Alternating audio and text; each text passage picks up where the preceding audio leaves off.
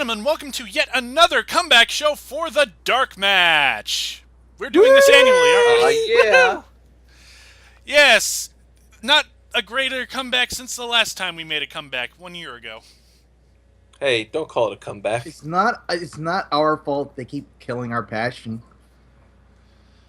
Yeah. Yeah, no, it's not. And they Anyways. killed it tonight. Oh, We're getting ahead of ourselves. As always, I am your Foxy friend Backlash, and joining me are three very sexy hosts. Well, it's true. Yeah. It's me. It's the NL to the C. No leaf Clover. oh yeah. Now Digi-Pig hot boxers are gonna light him up.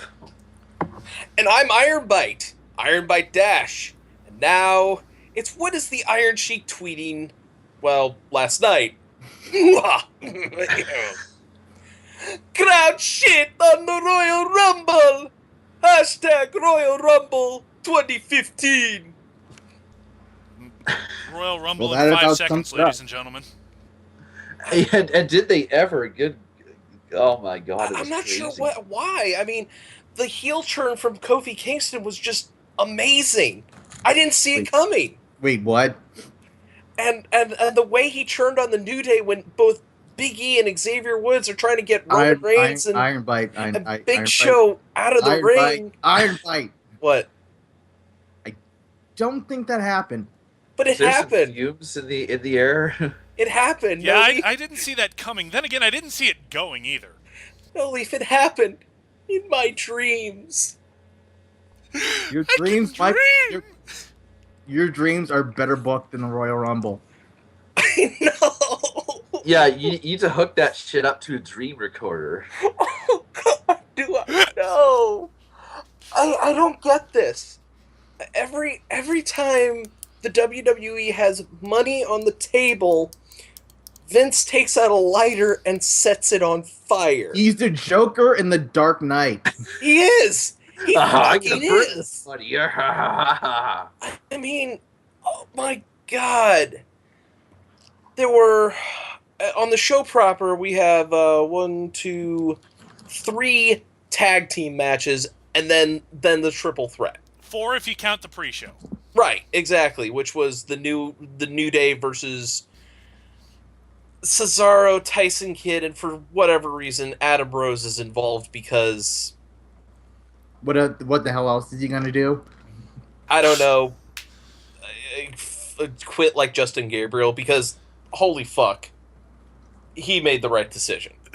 Hey, I actually like the Swinging Cats, and they were far more over than like you would think in that pre-show Yeah, match. But the I know. pre-show match was also, if to sum up the pre-show match, it was okay, but it was also pretty sloppy. Yeah, it really was. I mean, I didn't catch the pre-show match. Neither did I, sadly. I was tuning in while I was playing Hyrule Warriors. I saw what it was, and it's like, come see New Day and Adam Rose. I'm like, nope. But Cesaro Tyson, nope. Aww. So let's get into the show proper. Oh God.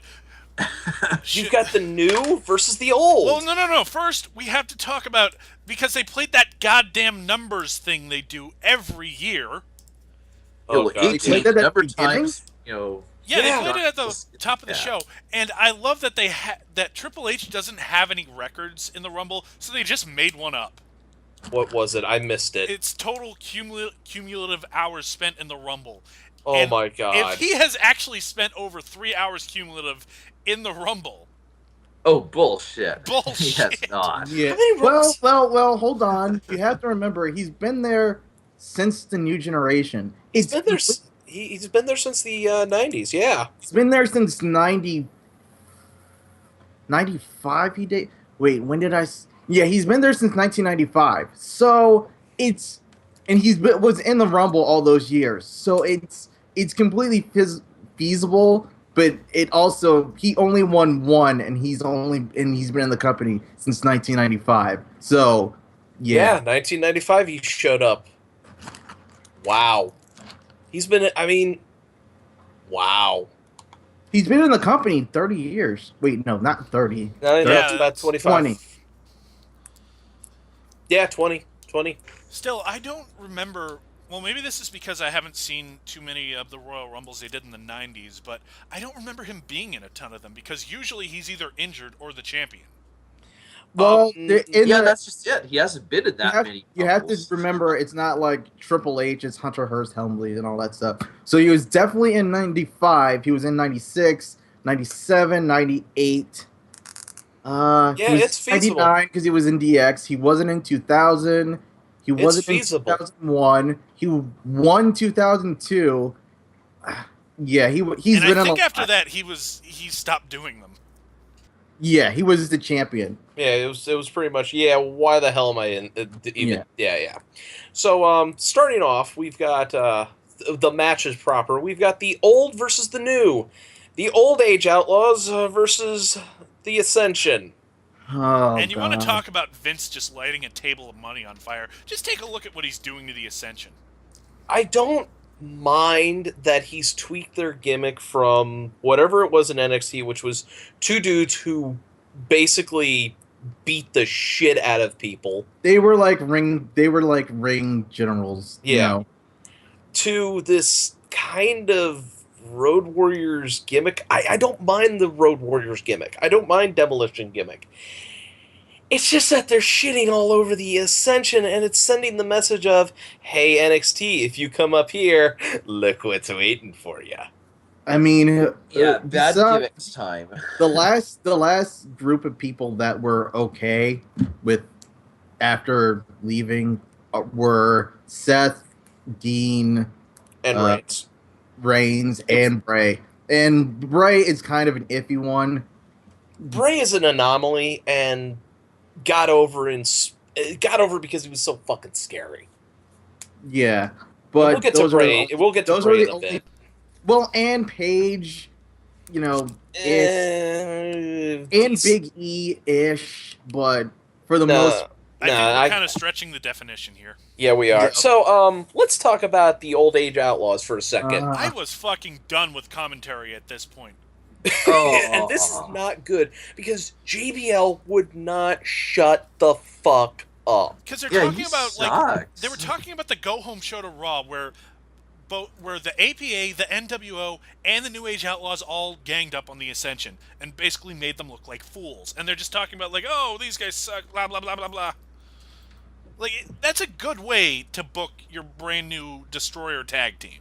Yeah, let them in the ring with the guys who basically controlled their own destinies.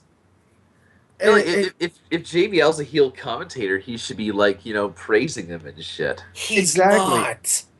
I always said that however, like, I would have no problem with how they booked the Ascension if it was Michael Cole that was shitting all over them, because he's the straight lace face guy. That makes sense. Commentator. Right?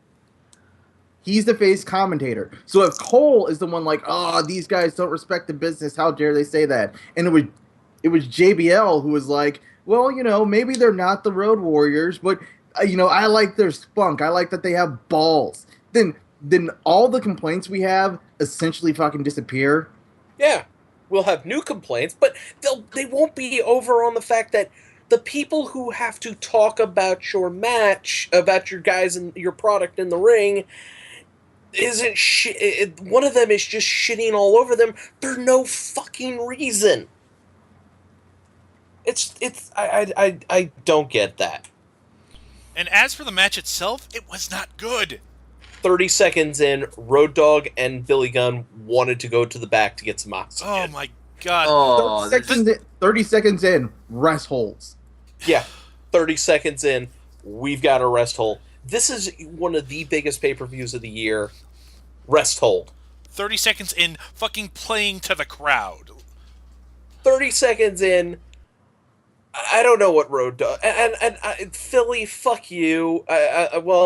Fuck you for right now, but why would you chant, you still got it to fucking Road Dogg? That's such a fucking TNA chant. It is. It was. Oh god, like, no. Not to Old Dog. Yeah, if I've listened to, since we've been gone, I've listened to a lot of podcasts, in my opinion of the New Age Outlaws has changed. Because if you notice, every single New Age Outlaws match is the exact same. Yep.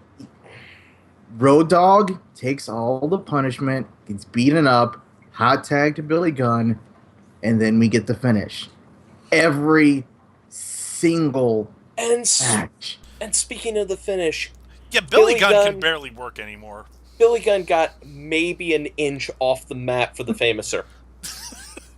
He did a bunny hop. It really was a bunny hop. He could not get anywhere near the height anybody used to, because even though Billy Gunn has always been, Billy Gunn, he was athletic as fuck when he was younger. Oh yeah, definitely. Oh yeah, big time. But now, yeah, Ascension wins with Fall of Man. So, and in that finish was weird. It seemed like weirdly rushed. Like they were going through this match, and then like all of a sudden wait, it was like, oh shit, finish. It was half of a Fall of Man because my God, it was the fall, or maybe it was the man, but there was no of. Yeah, that was... We're off to a great fucking start. Yeah. Yeah, because then we go backstage where they're talking about Sting. Guy who will The vigilante Sting. What the fuck? Oh my God. Who came up with that? Whose entire gimmick is that he stares you down and points at you. And I got so excited when I saw him in the video package for the Rumble, because I'm like, is he just going to go into the Rumble and stare people down and they'll just get scared and jump over the top rope? Because that would be kind of funny. It would have been better than what we got. You have to remember that Sting, like, in WCW, when he was doing the crow thing, like, before Starrcade 97, that was essentially his gimmick, which is that he would just, like, stare at things. Now, I don't think Vince has, like... I don't think that's Vince's idea. Like, I think he just can't figure out what the fuck else to do. I don't think he's like, oh, Eric... He'd never be like, oh, Eric Bischoff had a fucking good idea. So I don't think that's it. But it is kind of his gimmick. Mm-hmm. And you have to remember that Vince probably never watched that shit, because he never watches anything that's not WWE. I don't even think he watches the WWE anymore. So he's like, oh yeah, so he likes to stare at people. We'll just have him stare at people. He was probably talking to he was probably talking to the crew afterwards. It's like, that was a great show, guys. He didn't watch a second of it. Yeah. But anyways, Trips and Stephanie are going, oh Sting, he's here. Well, I don't know, Stephanie. If he comes in, we'll have to beat him. And here comes Paul Heyman. I have to interrupt. I'm just going to point this out now. Sting does not make a single appearance on this pay-per-view. Why wasn't he in the Rumble? Because he's old as fuck, and if you throw him over the top rope, he'll crumble into dust. Spoiler warning, but there's like at least one guy in the Rumble that's older than Sting, or at least the same age. Yeah, but he does things to keep himself in shape rather than waste how many years of his career in a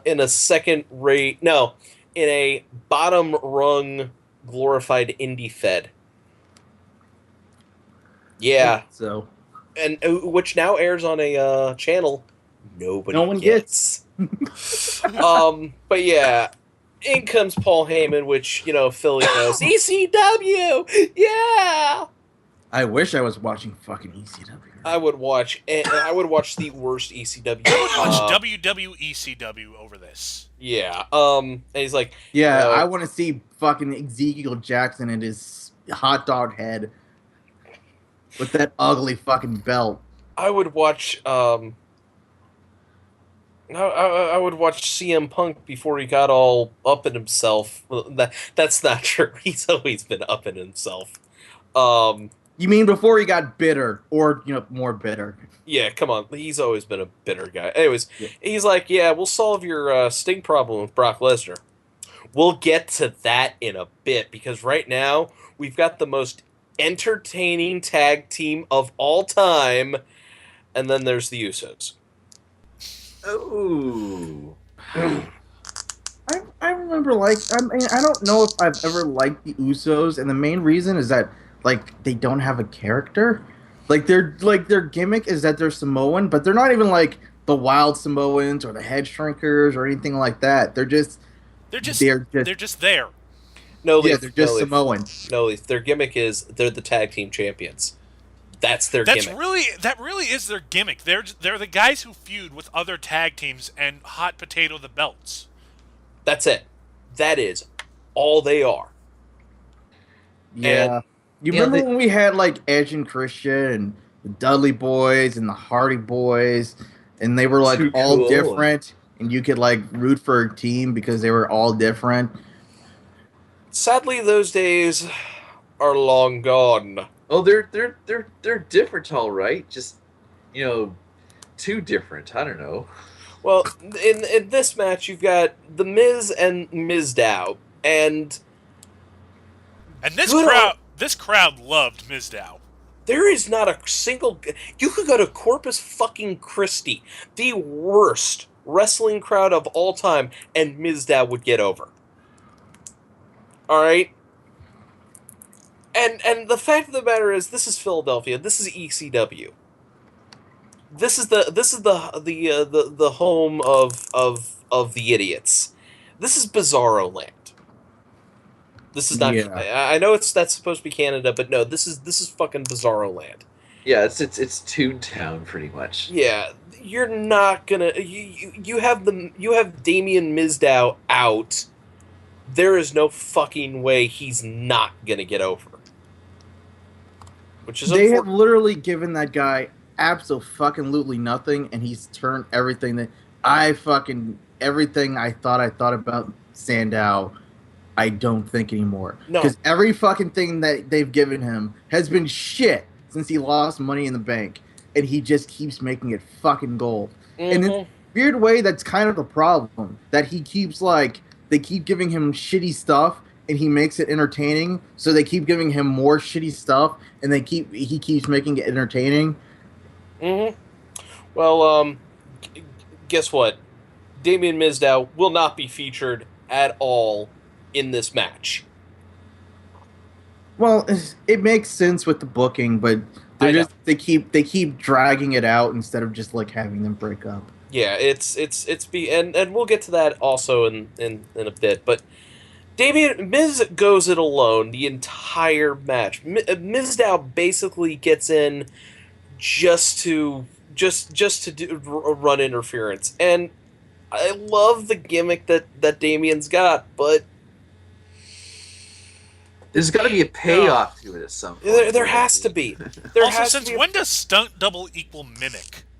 I have no clue anymore. Yeah, we talked about this on the show, and it's like it's method acting of some sort. Usos pick up the victory. It was an actual good tag team match, but that was there wasn't much to talk about. Yeah. They did like this weird it's supposed to be the demolition decapitation, but it was like a weird. It was just a fucking weird move. It was a good match, but there was just it continued the theme of just weirdness on this show. Yeah, and it gets bloody weird next because skipping the backstage stuff with J&J Security plugging the Immortals game, the Bella Twins had a good match. Funny. I did too, but yeah, no. They had a good match, but they had a weirdly booked match. Oh yeah, I have never seen the Bella Twins better. They had a good match. I'm using the phrase "good match," not in quotation marks. Compared to the last time we talked about the Bellas, they've improved a whole hell of a lot. Both of them have improved a lot. I think they both kind of. It's this weird thing with Diva Search chicks where they come in and they don't really care because they're just there, but then they start to get passionate for the business, and they start to work at it, and then they realize how fucking undervalued they are, and that's when it seems like they kick it into a higher gear. And I think Nikki has found her niche. Nikki's whole thing is that she's the Hoss, I guess a female Hoss, which is kind of weird, but she's throwing people around in suplexes, and Nikki's Brie, is a lot closer to Brian, where she's coming off the ropes and doing that kind of thing. So yeah, I like that aspect of it, but this match was booked really fucking weird. Well, that's what happened when you have one woman who's trained by John Cena and another who's trained by Daniel Bryan. And then they're facing a woman trained by the Hart family and the other who's British, hot, goth, and oh my god, sexy. Oh, Jesus. And By the loud. way, is from She North was England. loud in this match. She was about as loud as the fucking Usos were when they made their entrance. I swear to God, the Usos can project to the back of the arena.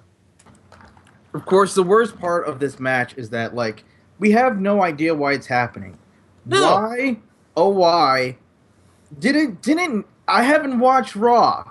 No, What? no, I'm Leaf, no, Leaf. relatively sure that Nikki wished that Brie would have died in the womb. Now, I love my sister to death. Oh. If she wished I was stillborn, I would be kind of fucking pissed.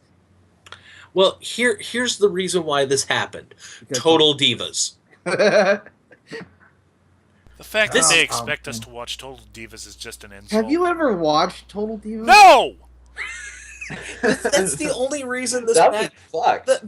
I mean, there is some reasoning that happened on on Raw and SmackDown, but no, the reason this match is happening is because something happened on Total Divas. The best I can make out by, like, I haven't watched Total Divas in a while, but I've read some of the recaps.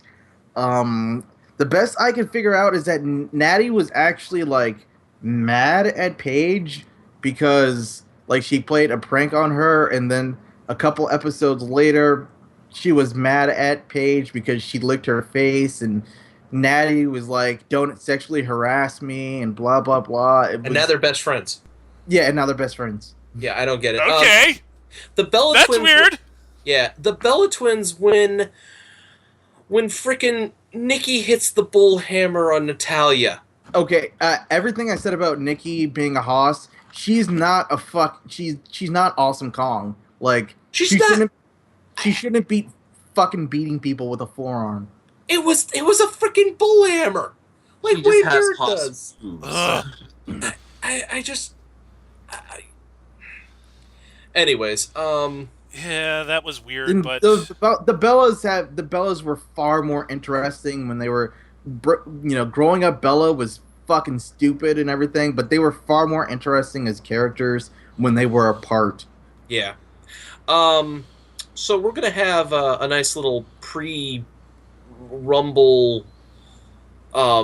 pre-recorded segments, and Cody Rhodes has completely given into the curse of the Rhodesmen. He's gone totally mental. oh god, I mean, Yeah. yes, he has been mental before. Yeah, he's fucking Talk pissing about- all over the place. I mean, you want to talk about another guy that they keep giving him crap, and he keeps somehow making it work. It's the curse of the Rhodesmen. They are given the crazy gimmicks, and it works because they are insane. They're not insane. They're just committed. You know, they just. Committed to an insane asylum. They're crazy. And I found that portion of the package better than Russo or Russo. What? yeah, Russo. I'm sorry, Rusev. But I think the best part of the or fucking Reigns. I think the best part was the Miz and Damian Sandow. Once Royal again. Rumble on the pole match. Just once again, Damian's Mizdow and the Miz. Ugh. It's not even the Miz, because you notice how when Miz came out, he got no reaction. He didn't even get booed. Like, There's a reason for yeah, that. pretty much. And actually, just there was a lot of times on this card where there was just like the crowd was Just just dead silence. Yeah. which is weird because it's fucking Philadelphia, and they're like, it's like Philly, Chicago, New York, pretty much anywhere in Florida, DC. Those are always like their hottest crowds, and they were kind of just like, eh. I mean, they were up for it. They weren't like completely dead, but yeah, to the point where even Corpus Christi is like, whoa, man, pick it up a bit. Yeah, there's reasoning for that, but let's get into the triple threat. I'm gonna have a lot to say about this one.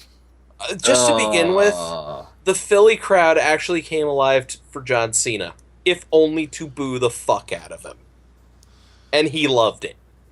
Of course, he loved it. He loves that kind of crap. yeah, I think It's like John they're making Cena, noise, good enough. He's a masochist. I think John Cena much prefers a crowd to just boo the shit out of him than to like sit on their hands and not react to him at all. Yeah, they're into it. I can work with this. I even remember hearing some podcasts where he was talking about that. Like, the only time you need to worry is when you see people walking away to get drinks. Yeah. Yeah. And I don't think anybody walked away to get drinks on this one. This was actually a compelling match. This was this was pretty fucking awesome. Yeah, save Yeah, for Brock I love Lesnar. that Not Lesnar giving a started- flying fuck. Fucking suplexing everything. Oh my god. I get that the new gimmick for Lesnar is he's an MMA wrestler, but sell something, you stupid piece of shit. No, he was selling something. He's selling the fact that he's actually almost dead. Oh yeah, let's get into that Backlash. Yeah, let's talk about that. Brock Lesnar, if you aren't aware of this, suffered diverticulitis, which means his insides are just messed up beyond repair, really. That's why he's back in WWE. That's why he can't do MMA anymore. He wants to go back to MMA, but UFC is not going to have that shit because if he has an MMA match, he will die. Luckily, there's Bellator. Yeah, there's Bellator. He's trying to get in with Bellator. But WWE really wants to hang on to Lesnar, and you'll see why. You'll see that on full display in this match. Oh yeah. For as little as he's willing to try, for as little as he's willing to sell, they want to keep Lesnar happy because they want to keep him in the company. But he tried in this match. He tried really hard, actually. He stopped giving a shit. I don't think he stopped giving a shit. I think that's more the booking than him.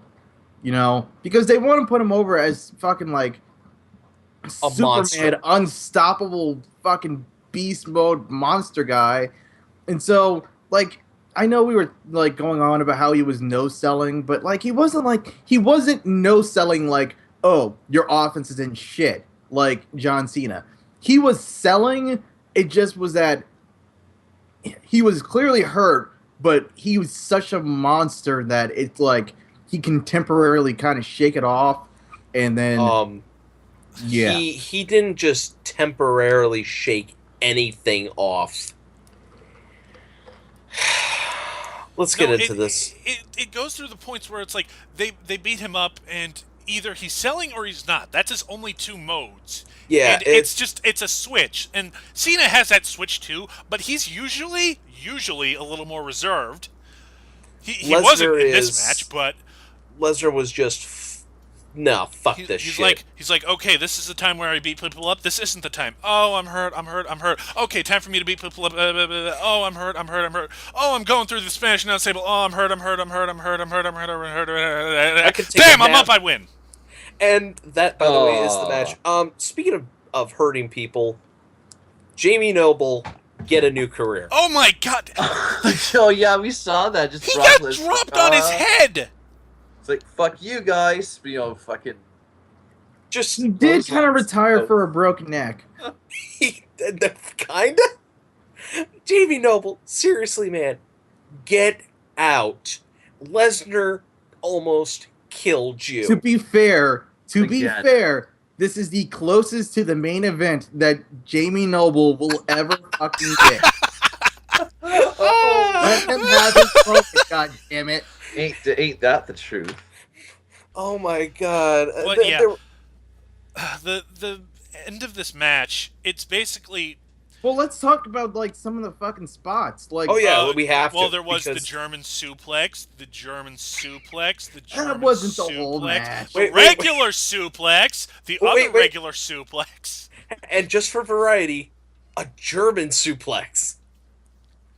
What about fucking Seth Rollins coming off the top? Oh my good lord! Elbow drop. I was gonna talk about that. He put Brock Lesnar through the Spanish announce table with an elbow drop, and he spends the rest of the match like pretending to be dead. Like they bring out stretchers and while Cena and Rollins finish off the end of the match.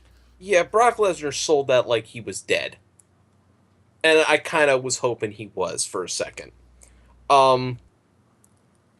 But like, I feel like the booking of this match was just like, Brock Lesnar is a fucking beast. He's hard to put down. I felt like the booking was Brock is a beast. Seth's gonna pick his moments, and Cena's a fucking dumbass because he keeps trying the same thing that keeps failing. Yeah, multiple AAs, and Brock Lesnar just keeps getting it up. He keeps spamming finishers. He has infinite finishers on WWE, and it's not working. And he just gets up after being like blown through a fucking barricade. Oh, I'm gonna do more finishers. He took 3 AAs and the curb stomp. He went through the barricade and the Spanish announce table, and he still managed to win. Well, we got to make Brock look strong, man. Considering what's about to happen, we got to make Brock look like fucking unbeatable. Cause I think the best part of it was when Seth Rollins broke out the Phoenix Splash. Oh, so pretty. Oh, it was. I was looking at this and I'm going, oh, Tyler Black, hi. Did you ever think you'd fucking like Tyler Black this fucking much? Because I remember when he got signed, everyone was like, he can't fucking talk. This is gonna suck. He's gonna go to the WWE. He's like one of the fucking best people. He's one of the best things about the company. He's CM Punk without the bitterness. Exactly. If I'm gonna make any type of comparisons, he's CM Punk without the bitterness. By the way, Brock Lesnar wins after somehow managing after shaking off another curb stomp. Oh yeah, after blocking a curb stomp onto the briefcase after being hit twice. By the way, Brock Lesnar catches Seth Rollins in the air and hits the F5 for the win. Which I'll give him this; it was a good finish. Yeah, but at that point, everybody was like, "Oh shit, WrestleMania has Brock Lesnar in it." Yeah. And I gotta love. I would have been considering what happens. Yeah, but I thought the match, like I was kind of like, oh boy, but like after thinking about it, I wasn't like, because the match itself was so good. I was just like, you know what, whatever, okay. Like they wanted to put over Brock, and I get that, and like Cena can do his thing, and Seth has plenty to do, so like I'm okay with this. And then the Royal Rumble happened. No. My favorite part of this match was at the end, the ref is trying to hand Seth the briefcase, and I imagine him. He's like, "Seth, you want to use it? You can use this. You want it? You want oh, he does it. Let's go. Let's go. You want me to ring the bell? Like, nah, fuck this. No, you're KO'd. Okay, never mind. Oh, by the way, before we get to the Rumble, we have the Fastlane promo. Life in the fast lane. Yeah, the less said about that, the better. And they repeat the same promo from the beginning of the show. Because, you've got to know that Triple H has been in it for 3 hours, and there's been a fuck ton of weight in the ring. I don't know. Like, it was like 180 tons or something like that. The By the Numbers promo was kind of awesome when you first saw it. It was like, oh, that's kind of fucking cool. But now that they do it every single fucking year, it's like, oh, this. The numbers just are getting... It's kind of like an obligatory thing that they're just trying to get out of the way. It's like... Yeah. So, we're going to open up the Royal Rumble, guys, with Awesome Truth. Yay! Oh, yeah! Do you guys remember Awesome Truth? Oh my god, I'll never forget it. Do I ever? I remember that they went over CM Punk and Triple H, and CM Punk ate the pen. And then we wonder why he's so fucking bitter. Do you guys... well, here's the thing. Do you guys remember who came out next? It's Bubba Ray Dudley. Yeah, he's back. He's back, man. He's back as Bubba Dudley. A wild Bubba Ray has appeared. It was like one of the biggest pops of the night when the Dudley Boys music hit, and I'm going, holy shit. And he's back with the Take taped note. up glasses and everything. Take note that the crowd was completely fucking into this match at this point. Yes. Completely fucking into this match. At this point, the it didn't matter the fact that, Truth had. Can anybody understand him when he's rapping his entrance? Nope. He spent 3 minutes rapping. Yeah. And that was clearly the only interesting part about that was just watching Miz just standing in the corner like, yeah, whatever, get on with it. Doop doop doop doop doop. Bubba Ray, because there's no Devon, he just he Here's a basically guy who looks like Devon, but not really. Here's a black guy. He's black. It's close enough. God, we're racist. Yeah, it's funny because he was an acceptable stand-in. They hit the what's up headbutt, and they hit a kind of shit 3D. You know what? Honestly, it's R-Truth. I'll forgive it. I will forgive it because come on, it's been 10 years. Well, they hit a perfect 3D when when the Dudley Boys are together. I wonder why Devon wasn't in this match, because I know he's not contracted to fucking TNA anymore. Yeah. I wonder if they just couldn't work it out, or maybe they couldn't, or maybe he just didn't want to. I mean, they don't need this money. They don't. Well, they don't need the money, but I'm pretty sure they would much rather have their fucking Dudley Boys gimmick, which the WWE technically owns. Yeah, because Paul Heyman's an idiot. Out next is Luke Harper. Okay. Yeah, I don't give it. Not in the Rumble, but I like Luke Harper. Yeah, I really don't care, because out next is Bray Wyatt. Yep, and he gets the Kane treatment this year. Oh my god, Bray Wyatt was a fucking goddamn hoss. Oh, he was just like throwing people out. He's like, oh, we'll Zack get to Ryder who he throws out in a bit. Speaking of which, maybe next year he'll actually win the Rumble after some rush development. Oh yeah. So out next is I told the guys this when we were watching. This was my pick for the Rumble, Curtis Axel. I figured this is gonna be Curtis Axel's. Why is Eric Rowan attacking him? Ironbite. Yeah. Ironbite. You're forgetting something again. What? He never got in the match. Yeah. What the hell happened here? Because Eric Rowan. Yeah, Eric Rowan shows out of nowhere. Just hits him on the back once, knocks him off to the side, and just runs into the ring. And Curtis Axel is never seen again. No. Yeah, he just he vanishes. He disappears. It's like whatever that hit, that blow to the back did, he vanished into the ether. And it was like, okay, so here's a Wyatt family reunion. Well, that was the genesis of the beginning. Curtis Axel this is the moment. This is the moment. The genesis.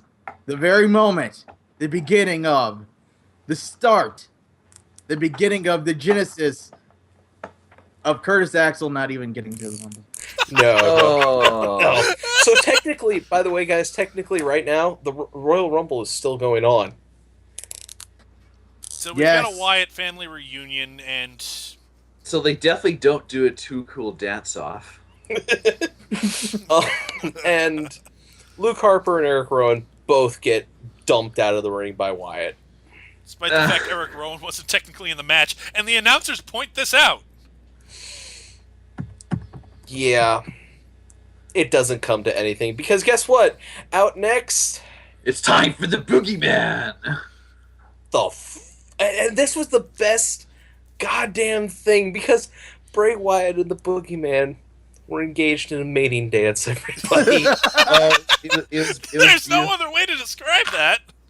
If only Magpie was here, he could accurately describe how sexually awesome it was. It was the most beautiful thing I've ever seen. It brings a tear to the eye. It does, and then Bray Wyatt tosses the Boogeyman out. Well, I guess he's sort of like a praying mantis, how they mate, and then the woman bites off the head of her spouse or whatever. Kind of like that. Yeah. Out next is Sin Cara. Don't think about it too hard, folks. Sin Cara number 4. No, this is still Sin Cara 2. Yeah, Okay. this is still Sin Cara 2. So they haven't Hunico. gotten to number 4 yet. I expect them to have Sami Zayn get a tan and then put on a mask. So it's Hunico then, right? Yeah. It's Hunico. Okay. And yeah. he doesn't last very long. He just bounces around a little bit. Wyatt hits his sister Abigail and tosses him out. This is going to set the tone for a good 10 minutes of the Rumble. Because then Wyatt... No, because Wyatt gets a mic. Yeah. And he starts taunting the back and singing He's Got the Whole World in His Hands. And that was kind of awesome. Him up. Yep. Because, well, guess what? Zack Ryder's back, everybody. Oh, yeah. Basically, the lull, I'm still employed. Ha ha ha. Yeah. Hey, I've lasted longer than Justin Gabriel. And what's funny is I think at the time we were watching this, we're like, yeah, it's gonna be somebody really awesome coming out, and then Zack Ryder comes out. Oh, remember when Zack Ryder was like got himself over and we all liked him, and then Vince was like, "Fuck you." yes, I do. In fact, speaking of which, Ryder hits just about every move he's known for, and Wyatt no-sells and tosses him out. Yeah, he doesn't even get to bump his head on the glass ceiling. There's a ceiling like under the floor just for Ryder. Yeah. But guys, out next is the man, the myth, God, here we go. the legend. Oh yeah. Everybody start chanting, yes, it's Daniel Bryan! And the crowd goes nuclear. Fucking they just light up. They just go just crazy. I mean, you thought they went nuts for fucking Bubba Ray and Bray Wyatt. No. It's as electric as the crowd ever gets tonight, pretty much. Yeah, it really does. I mean, even Cena doesn't get this type of... This is a nuclear pop. Strangely, the only person who came close was Mizdow. Yeah, that's true. We'll get to that in a bit. That was a stone cold fucking pop. Yeah, it was. My music hits and the whole fucking crowd stands up. It was like the glass shattering. It really was. Oh, yeah. But Vince McMahon, of course, has a metal ceiling to slam down on Daniel Bryan's head. We'll get to that. Yeah, we have to. So Daniel Bryan, Bray Wyatt, they exchange, and out next is Fandango. Fandango with Rosa, I'm a bisexual who sexually assaults the Divas Mendez. Seriously, total Divas, it's fucked up. Before we get into this, oh god, let me explain to you that one of the episodes was that Natty is concerned that her sex life with Tyson isn't spicy enough, so she hires a sex therapist to come to her house, and then the end of the episode is Tyson Kidd breaking into his own home with Natalya in a fucking schoolgirl outfit. It's a rape fantasy where Natalya gets to fucking suplex Tyson Kidd. That happened on WWE programming. Technically, but oh my god, what? Isn't there a rape fantasy? Yes, it was Natalya's fucking dream to get burglarized, and she's in a schoolgirl out. That's Total Divas. Oh yeah. And Keefus isn't on this call right now, This but is, like, fuck really you. fun. That's why I fucking hate Total Divas. Oh my god. Isn't like this thing on the WWE website where like, okay, like no heel will ever commit murder or rape. Okay, so Tyson Kidd is out next. Neither of them are heels. Tyson Kidd is out next, and I didn't need to fucking know that. Good fucking yeah. word. There's the other. Yeah. There's lots of episodes which is just Natty bitching about the fact that Tyson won't fuck her hard. That is what Natalya has been fucking reduced to. Fucking Natty Neidhart, the fucking godmother of the WWE Divas, is crying on the fucking Total Diva show about the fact that Tyson doesn't want to fuck her hard. Or that Tyson doesn't want to compete with fucking Eva Mendes and her fucking bro husband or whatever. Like, there was a whole episode where she got pissed at Tyson because, like, Eva and her boyfriend were fucking really loud next door, and Natty was like, come on, let's compete with them. And Tyson's like, it's kind of awkward. Like, if we can hear them, they can hear us. And she's like, yeah, I know, exactly. I don't want to know anything anymore. What the hell is the show? No more Total Divas. No more Total Divas. Oh, you don't even want to get me started on Cameron. Oh my God! Her what? The problem there is that Cameron. No more. No. Cameron's boyfriend has a huge.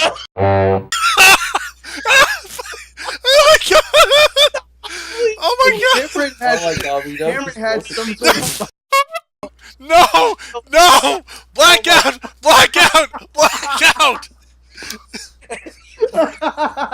Broke our editor. Thank you very much. Back to this. Going back and forth between Brian and Wyatt, and then Fandango's like, I'm Fandango. And, yeah, that just, I don't know where it went. Brian, out next is Stardust. And I swear to God, but before, like, this is serious. I want to see a Tyson Kidd versus Daniel Bryan match because their little exchange in the Rumble was kind of yeah, it definitely was. It was like it was one of the better exchanges we saw. But out next is Stardust, who goes at it with Kidd because reasons, and then Bryan, and then Wyatt, and then Fandango's like, "Hey, here I am." Yeah, and Kidd gets eliminated, by Bryan after another exchange. And as for whatever reason, Daniel Bryan throws Bray Wyatt through the middle rope and then follows him. Because we need a little bit of brawling outside the ring? I don't know. Yeah. And I remember the announcers at this point talking about someone who accidentally threw themselves over the top rope one year. It was Mil Mascara. Well, it's kind of like he went through the middle. He actually went through the middle rope, but he dove off the top. So they were like, to kind of cover it, they were like, "Oh well, you're eliminated." I just watched that Rumble. Nice. Out next is Diamond Dallas Page. Bang! Woo! And the crowd pops. Yeah. And then DDP, he starts. good. And then DDP just starts hitting diamond cutters. I would just like to say, for all the talk about Randy Orton hitting RKOs out of nowhere, the undisputed king of hitting RKOs out of nowhere was PCK, positively Chris Kanyon. That was his gimmick on WCW Thunder for like 6 fucking months. Was that he would show up, he would fucking give the canyon cutter to everyone, and he'd just fucking leave. And then it was dropped with no explanation. Diamond cutter for Stardust. Diamond cutter for Fandango. Diamond cutter for Bray Wyatt. And then comes Rusev. Rusev crush. Rusev does crush. Rusev tosses. Rusev tosses DDP and Fandango out, and then it's Bray Wyatt and him have a little confrontation, and then Daniel Bryan leaps from the top rope, knocks them both to their knees, and then just starts wailing on them with kicks. Kicks them in the fucking, just like goes, and I'm just looking at these kicks because they're stiff as fuck, and I'm like going, so what exactly is he? Why is he so angry at them? And then Rusev almost gets eliminated, and then Bray Wyatt knocks Daniel Bryan off the apron, and the crowd dies. Oh, yeah, you can see the look on Dan. D-Bry, he's just like, what the fuck? There's just like no. Well, hope. I actually have a point about that later, but Okay, good. We'll get to it when because I have a lot of fucking thoughts on the match, and I want to know what you guys think. By the way, appropriate. After Daniel Bryan is eliminated, the most appropriate Titantron of all time starts playing. It's Goldust. Oh, damn! Shattered Dreams. That had to be That had to be intentional. Of course, it was intentional. Oh, I mean, just Goldust is trying to get the crowd back into it, but they just die. No, there's no. After this, the crowd is done. The crowd might as well just. There's no reason to go on. No, there isn't. There's no reason for the show to go on. There's no reason for this show to go on. Because you know how it ends. You knew how it was going to end before the pay-per-view even happened. Yeah, and there are no actual spots. Not even the Kofi Kingston, how did I survive elimination spot. Because it was the dumbest thing ever. He gets caught by the rosebuds. Yeah, because, I don't... We're skipping a few things, but Kofi is... I think he's out next. And then the rosebuds come out, and as they're coming out, he gets thrown out. They catch him, and for some reason they keep holding him up instead of dropping him, which would be the logical thing. No, they serve him back in. Hated it. Because again, they're still going on about Bryan. And by the way, Roman Reigns wins. If you guys can't tell, in the dumbest method possible. We are actually just skipping to the end because I don't care anymore. I stopped caring after Daniel Bryan got eliminated. Yeah, well, nothing else on the show really matters. You can pretty much stop it there. The one thing of note was that Titus O'Neil got the Santino treatment, or at Almost. least they tried, but they botched. Yeah, they botched.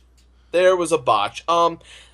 They tried to get him out as quick as possible to break Santino's record, but he couldn't lift for whatever reason. Which I don't know how you're going to break that record. It's literally 1 second. Half a second? No, it's still it's a second. It's like 1.9 sec or something weird like that. Yeah, they're trying every year to get this. There were a couple of times when the crowd did come back to life. Mizdow. When Mizdow showed up, and oh my God, the crowd went, we have hope, and Vince McMahon goes, well, gotta get me some of that. Because Miz comes out and he's like, no, you don't get to go in. I'm going back in. And he tries to go in, but he just gets knocked out immediately. By Roman Reigns. Mizdow has like a moment of clarity. He's like, fuck this guy, I'm going in. And he jumps in the ring and gets eliminated in like 10 seconds. Can I say... And that's the crowd loved. And then goes right back to being a mimic. Yeah. But can I just say that Sandow does all of Miz's offense way fucking better than The Miz. That's true. Like, way better. Like, the skull-crushing finale. He does, like, that backbreaker into a neckbreaker. He does everything better than The Miz. It's not even a joke. It looks better because he's bigger. All right? This is nothing against The Miz. Okay, it is against The Miz. But, it's like he's so much bigger than The Miz, and when he does those type of moves, it actually looks like it has impact. He looks more menacing too. Yeah, he does. He's got the beard. He's got a more stern face. Yeah. This is just like clown shoes. Occasionally occasionally we get a pop, like when Jack fucking Swagger of all people got a small little pop. Oh, I lost my shit. Like, oh my God, this is so crazy. You're gonna try to pick this crowd back to life with Jack fucking Swagger? Then Ryback hits and the crowd goes to sleep even further. Oh, they're just like, fuck this guy. They start chanting for CM Punk. That's the worst fucking thing you can do. They're chanting for Daniel Bryan too. At this point, you could see people leaving. Yeah, you could. And then out comes Dean Ambrose, and it's like, oh, here's a tiny little beacon of hope. Dean Ambrose could win.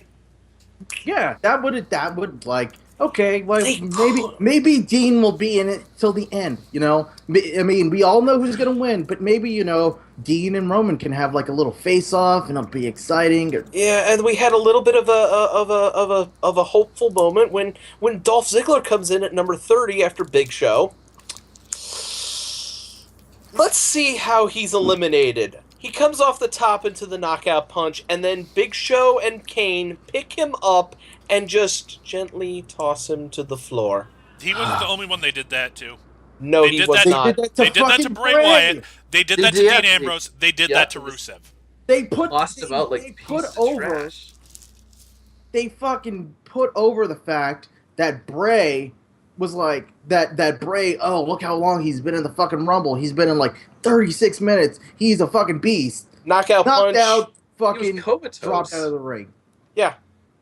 And the fans call bullshit on this. They were like, bullshit. And it was just, and then it was like, oh, Dean Ambrose. What the fuck? Oh, man. Well, after Reigns wins the whole match, it's damage control time. Yeah, because the crowd is not having any of this. Yeah.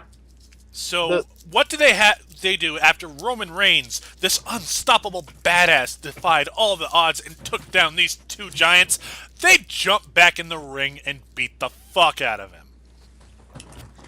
And then his fucking cousin has to save him. That is... You know what's sick about this? This was the plan the whole time. Yeah. Because they advertised that The Rock was here. Yeah. Well, not really. He tweeted about it on Twitter. But still, he was going to show up. And if he hadn't shown up earlier, it was going to be this time. Yeah, it was. And The Rock tries to mitigate this bullshit. But you can see by the look on Rock's face that he's just like, you're not doing this, man. I'm sorry, cousin. This has gone. This is done. You're done. Yeah. You're baked. You've got so much goddamn heat. He whispers something in Roman's ear, and I have to imagine it's something like, "Don't worry about it. It'll get better." Like just put on a happy face. Let's. That's what it looked like. Let's try. For some reason, you can tell the look on Reigns' face is just like, "Oh yeah, I'm fucked." Yeah, he knew what was happening. And then for some reason, Rusev jumps back in the ring because apparently he wasn't eliminated, except, yes, he was. I rewatched it. Yeah, and Reigns just goes, okay, hey, look, here's the WrestleMania 31 sign, and goodbye, Rusev. I win! Yay! And now Vince is in the back listening to this nuclear heat, and he's going, shit. They're booing him. All right, Triple H, Stephanie, get out there. We can now sell this that they're booing you guys. They've been booing for the past 5 minutes, Pops. Okay, so get the fuck out there. No. You done fucked up when The Rock gets booed. Yeah. I said earlier that I had some thoughts on this match, and I just want to know what you guys think, because here is what I think Vince McMahon thought was going to happen. I think in Vince McMahon's warped mind, I don't think he understands why people were so angry last year. I think Vince McMahon doesn't understand that the reason that the crowd shat all over, I think he views that as the crowd just the crowd just fucking turned and they didn't get their way. I don't think Vince McMahon understands why people were just livid. And there's a very clear, people comparing this to last year, there's a very clear difference. Because last year, the crowd was fucking livid, but they were loud. They were loud, and they were bunctious, and they chanted down everything. This year, they took one of the fucking hottest crowds in the country, and they made them fucking sit on their hands. this is what let me expand on your point, No Leaf. Vince McMahon wants his project to go over because last year when they were booing Batista, there was Roman Reigns. In Vince's mind, it was Roman Reigns they wanted. They want Roman Reigns. No, it was anybody but Batista. Exactly. Fucking Roman exactly. just happened to have been there at the time. They wanted Daniel Bryan in there. They didn't want anybody else but Daniel Bryan or fucking, well, CM Punk was still there, but that was his last night in the company anyways. They wanted anybody but Batista because they don't want something shoved down their throats. They don't want to be told, this is what you need to cheer for. That era is done. Every decision made in this Rumble was deliberate. Like, there are people, like, I think Brian Alvarez, like, he tweeted that, like, the guy he talked to said that Vince just didn't know. Bullshit. Vince knew. Vince and I'm gonna walk down how the Rumble went, and I'm gonna explain how they fucking knew. First of all, they blew their load on all the fucking surprise entrants in the first 15 picks. This is true. There was pretty much, yeah. Yeah, they blew their because they knew you can't have Diamond Dallas Page come out after fucking Bryan gets eliminated because he's just gonna get booed. So they knew. Yeah, they had to have known. They had to have fucking known. Yeah, it's like I said, that's where they were booking The Rock to show up. I missed part of it. Roman was I didn't. No, I rewatched this part. So here's another example. Roman and Bryan are never in the ring at the same fucking time. Yep. Now, why wouldn't they have Roman and Bryan in the ring at the same time? Because they know. They know exactly. They have to know. Vince, as stupid as he is, as bad a booker as he's become, he cannot be that deaf. He cannot be going, are they going boo or boo earns? You know? It's what I've been saying almost since we started this show. Vince does not care what the audience thinks. He wants to do what he wants to do. He doesn't care how much money he will lose. He doesn't care how much money he doesn't care how much money he could potentially make. He wants to do what he wants to do. Consequences be damned. Yeah, and sadly, that's the result of a lot of wrestling companies. It was what killed WCW. It's what's killing TNA. And it's what's going to kill WWE. No. I don't think it's going to kill WWE because you still but it'll Triple turn H. a lot of people off. It's now here let's talk about the fallout because the fallout began immediately. Wait, well, no, because I'm not done. I'm not done. Okay, good. Because I do want to talk about the fallout. Yeah, because here's another thing. Here's another thing how they knew. They absolutely fucking knew. No other face or nobody else in this fucking match that could possibly get cheered. Not Bray, not Ryback, as like Ryback could have been Roman, what Roman was last year, where they just cheer him because he's not fucking Roman. They didn't let Roman or Dolph, every single, or even like someone like Cesaro, every single fucking person that could have been cheered, with the exception of Bray, got eliminated in 5 minutes or less. This is very much true. I do They want to... knew. Because they knew if we have them, if we have these guys in the ring, and they're down to the last 4, then the crowd probably is going to turn on fucking Roman.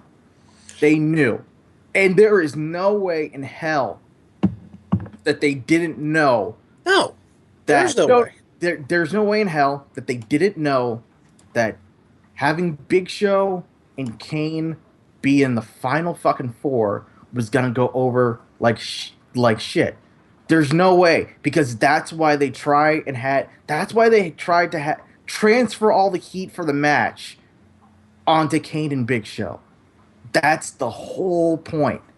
They tried to get the crowd angry at fucking Kane and Big Show so they could recreate that moment where people were going, what Vince in his mind thought was, well, they're not going to want Big Show and Kane to win the Royal Rumble. They're not going to want that, so they'll have to cheer Roman. And then instead, the crowd just fucking booed the whole thing. They're angry at the product, not the wrestlers. Yeah, they're angry at Vince, not the guys in the ring.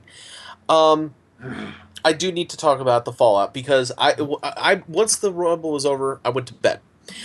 I woke up and I checked Twitter, as I do when I'm being driven into work via the employee bus. And a very interesting thing happened on a couple of the guys who I follow who are actually wrestling fans, aka Spoonie and Sean Faust. There's a hashtag called "Cancel the WWE Network," and I checked this out. It was a legit hashtag. Thousands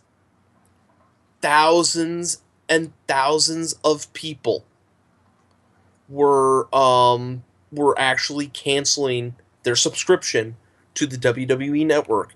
So many, in fact, that it crashed the cancellation page.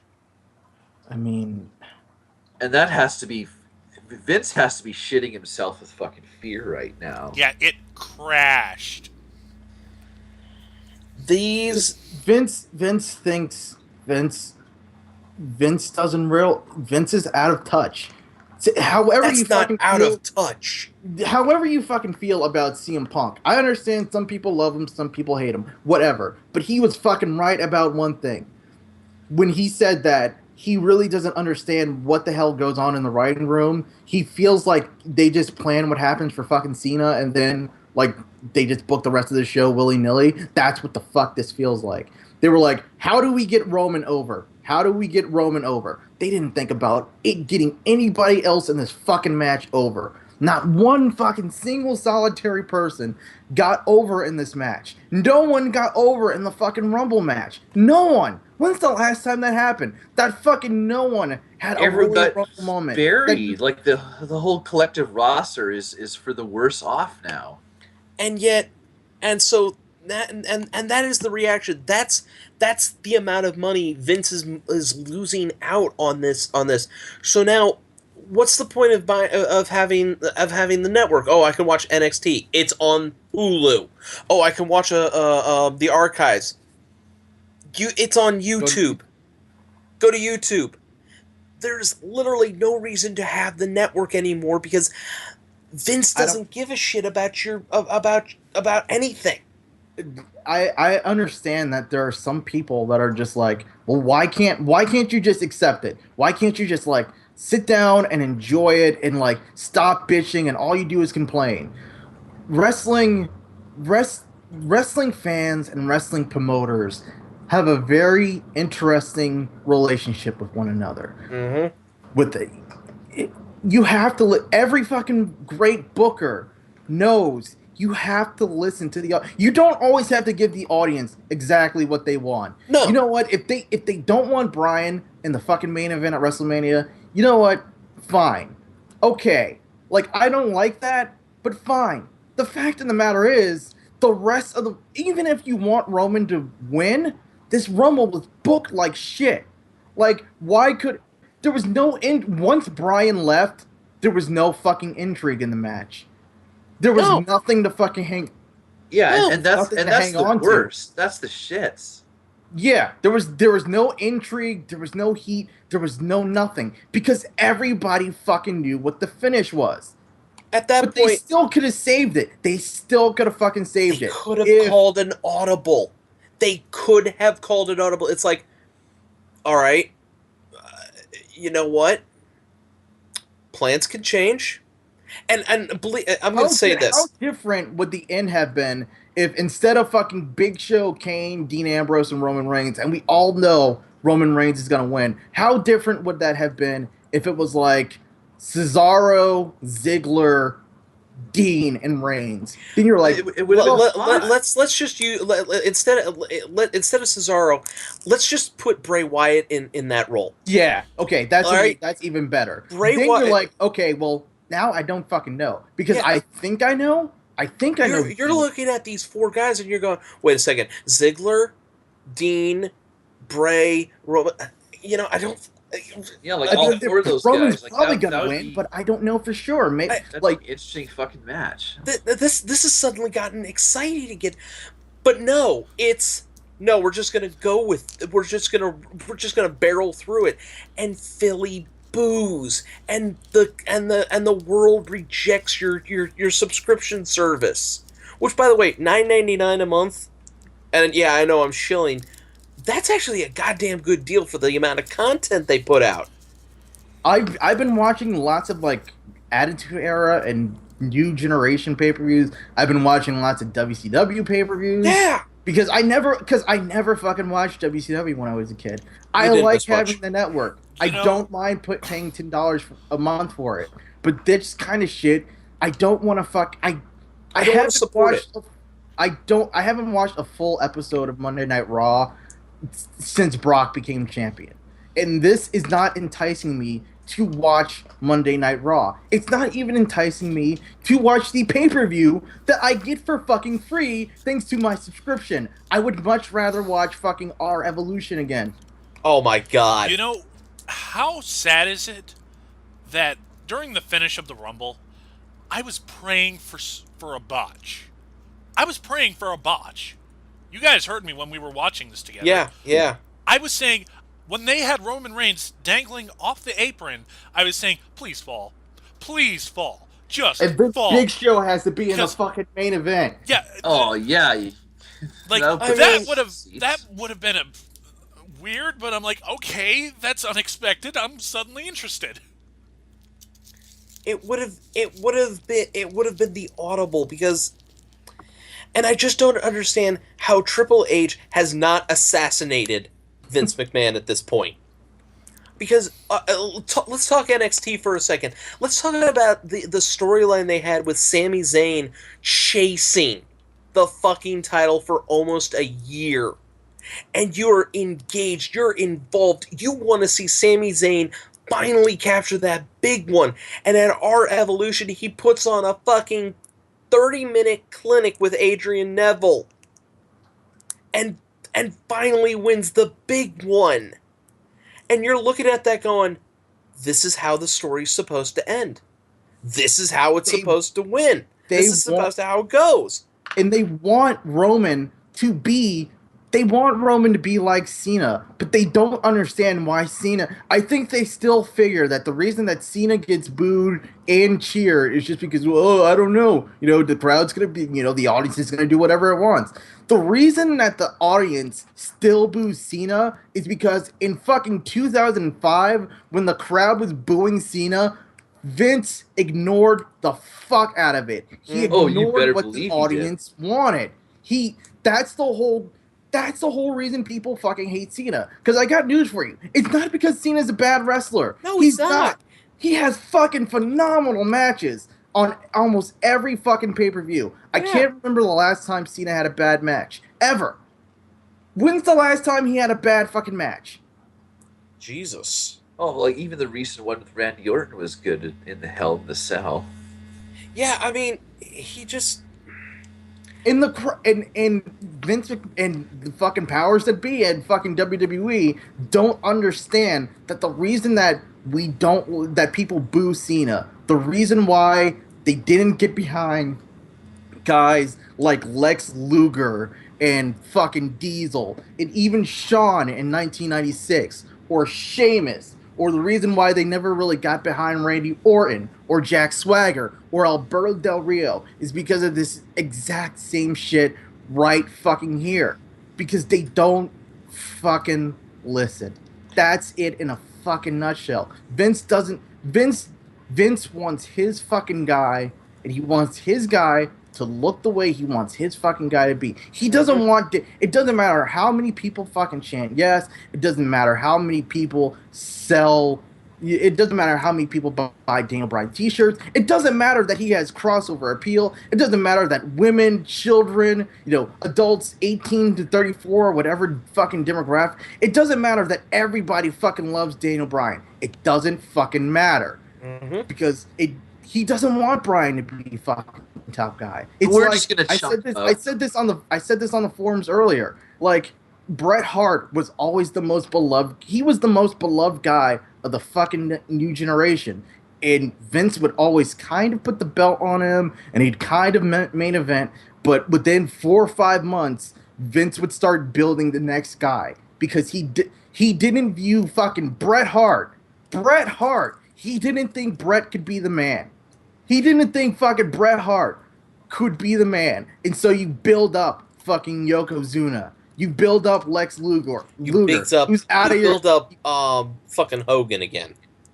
Oh yeah.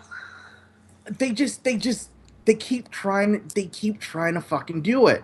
And they did it with Roman, and they don't understand why Roman got over. They don't understand that Roman got over by being a fucking cool dude that kicked a whole bunch of fucking ass. With didn't say much. Guys with him. All right, I hate to like jump in there, No Leaf, but you're on a roll. By the way, you're on a roll on everything. I can't disagree with you. Roman worked because of the Shield. All right, agree or disagree? Agree. Yeah. Yeah, totally. I mean, Roman worked because of the Shield. The Shield worked because you had Roman Reigns as part of a unit. He has the tools to be a single star. All right? I'm never going to say never with anybody being a breakout star. But the problem is Vince wants to make the next star. He doesn't understand that in this day and age, the crowd makes the star. All right? And that's good. And that's getting back to what No Leaf said. Bret Hart, the best there is, the best there was, and the best there ever will be. That was not idle talk. The man had solid 3 to 5 star matches every time he laced up. Vince never saw that because he wasn't one of his bodybuilders. Eventually he wasn't Shawn, and Shawn fucking politicked his way into that spot. He went over fucking Bret's head, and the crowd fucking loved Shawn, but I don't think they ever loved Shawn as much as they loved Bret. No, nobody loved Bret as much as that crowd, which made Montreal just such a stupid decision. Ooh, but that's Vince McMahon's thinking. He knows what the crowd wants. He sent The Rock out there to save Roman. Yeah. Does he not fucking remember when The Rock was fucking Rocky Maivia and the fucking crowd hated Rocky Maivia? I wouldn't say they hated Rocky Maivia. No, they chanted "Die Rocky Die." They fucking hated him. Okay, but Rocky Maivia was coming out on that cusp of the Attitude Era, all right, and that probably. But again, you're right.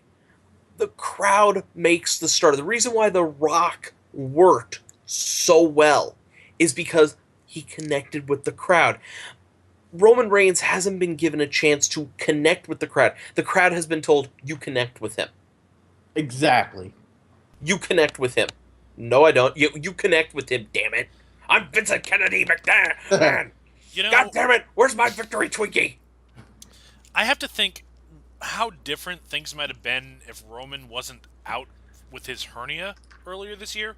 Yeah. Maybe we could have gotten some of that build-up. Maybe we could have gotten a chance to connect with him. But when you have a situation like that, you kind of got to change your plans. It's just too much too soon. Because it's like he's got to build momentum. And another thing, we were coming off of Daniel Bryan just having been stripped of the title. Yeah. And now the rumor is that they don't have any fucking plans for. They don't have. How do you not have plans for Daniel Bryan? No. They have a plan. It's the same plan that was supposed to happen last year before Vince actually listened to the crowd and realized, shit, if I don't give them Daniel Bryan, they're gonna riot. It's going to be Daniel Bryan versus Sheamus at WrestleMania.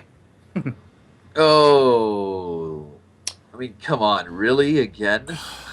Think about it. What, is he gonna beat him in 15 seconds this time? I don't honestly. I don't know anymore because it's gonna be whatever it's gonna be. It's gonna be the fucking shits. They had a chance to have Daniel Bryan make a comeback against Brock Lesnar, and now it's just like, it's gone. It was the most. They had the greatest story of comeback and redemption that could have ever been told in WWE, and they pissed it away so we can have Roman Reigns versus Brock Lesnar, in which Lesnar will probably win. No. The reason that they're putting fucking Brock over so strong is that so when Roman fucking wins, they can be like, "Oh my god, he fucking beat Brock Lesnar." He beat the happens, then then the crowd's not going to be like, "Oh my god, he beat Brock." It's like, oh well, it's going to be. Are we really supposed to buy that? It's like, I keep harping on this. We've been talking about this. We spent like an hour on the first part. We spent an hour on the Rumble, and we spent half an hour just on how fucked up the fucking ending of the Rumble was. That's how bad this was. And I'm going to be honest with you guys. I came in here thinking I was just going to start talking about our evolution. Because I'd rather talk about our evolution than the Royal Rumble. And that happened 2 months ago. The funny thing is that guys like Daniel Bryan and Sami Zayn are what they want fucking... Like, Sami Zayn is the most white bread... He's generic. He's generic. Just say it. He is generic. There's a reason why he's El Generico. He is generic. But he works. People love him. Because he works. He works so well. He looks like, one of your coworkers if he worked out a little bit. All right? He's the guy you can, you see on the bus every day. He looks generic. And this is not a slight on Sami Zayn, all right? It's not, me making fun of the fact that his name was El Generico for all of his career. But he works. He has these moves. He works so well. The crowd goes, he looks like me. And no, he doesn't. He looks nothing like you. But the crowd thinks that. And that's why Daniel Bryan and him have gotten over so well. But Vince doesn't see that. Late. Like, I remember on one of the Rock's DVDs, he was talking about his feud with Rikishi, funny enough. And Rock was like, one of my least favorite cartoons as a kid was Superman, because I can't fucking relate to him. No. Like, I have to show vulnerability. I have to show weakness so people fucking relate to me. John Cena doesn't show weakness. He didn't even get pinned in the fucking main event. No, it was fucking Rollins. Yeah. John Cena never fucking shows weakness. When's the last time Roman was ever really fucking vulnerable? And they're gonna try and fucking build up Roman as an underdog, and it won't resonate. Even with little kids, it won't fucking resonate, because they kind of fucking know, like, well, yeah, like, Roman's cool and all, but like, isn't Roman gonna win? Like, it's just the dumbest. It's the dumbest possible. It's the dumbest possible result to something that should have been a fucking slam dunk. And if it had to be Roman, if it absolutely fucking had to be Roman, there were better ways. Yeah, you could have not buried the whole roster in the process. I mean, yeah. the Royal Rumble, everybody says, "Oh, WrestleMania is the big reset button." No. The Royal Rumble is the big reset button on the entire WWE universe. It sets the tone for the rest of the year. The tone right now is Vince McMahon is off his fucking meds. And it's going to take Triple H just doing something to get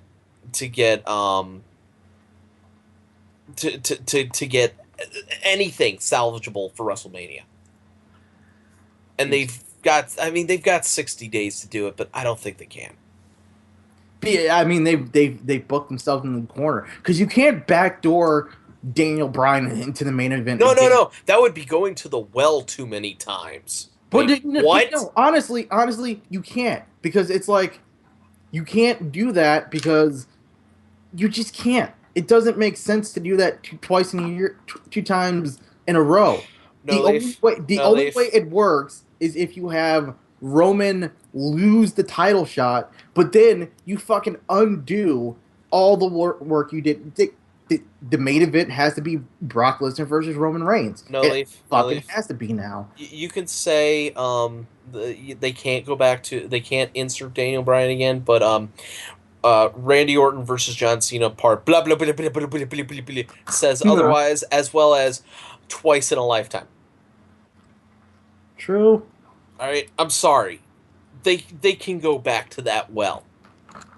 Fuck, it's never stopped them before. No, and it's and I just don't understand why Vince wants to leave so much money on the table.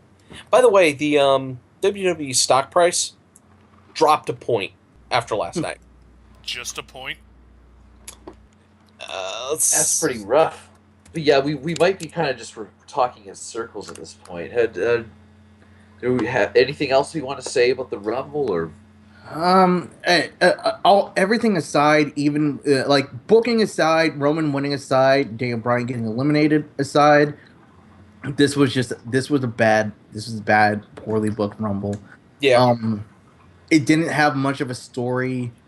It was just the result notwithstanding, it was just a fucking bad. It was a bad Rumble. It was boring. It was kind of listless, and it deserved to get shit on like it was. Yeah, even more so than last year. Oh yeah. And you know what? This Rumble is going to be remembered mostly for one thing and one thing only: the year Curtis Axel got screwed.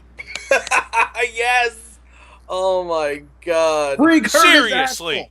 We're still wondering where he is. He had a chance, but they never gave it to him. No, talk about the brass ring club. All right, and you know what? I just realized if they wanted to do that thing at the end where Rusev jumps back in the ring and is like, "Oh, I'm not really eliminated," do it with Curtis Axel. Yeah, they could have done it with him. Yeah, they could have. God, how do we usually end WWE shows? I don't remember. I was just gonna keep explaining about Cameron. You see, the problem is that her husband. Oh my God! No! All right, guys. Okay, thank you for watching. We will see you next time. We will be trying to do weekly. We are trying to get back into doing weekly shows, but we can't guarantee that they will be starting up again immediately. So we will see in the future. Hopefully, it will be sooner rather than later. Thank you very much for watching, and good night. Wait. And I'm Digi-Pig. Wait. What? We didn't do It's All HBK's fault. Oh, that's right. Oh shit. My okay. God. All right. And by the way, let's not do the obvious one. Because no, just fuck no. We just spent an hour talking about that. All right. You know what? It's all HBK's fault that Mizdow is Mizdow. It's all HBK's fault that fucking Titus O'Neil couldn't do the Santino move properly. How do you botch getting eliminated? What a fucking Titus O'Neil found a way. It's all HBK's fault that Brock Lesnar no-sold death. Oh. It's all HBK's fault that Cameron has a small. Oh God! No!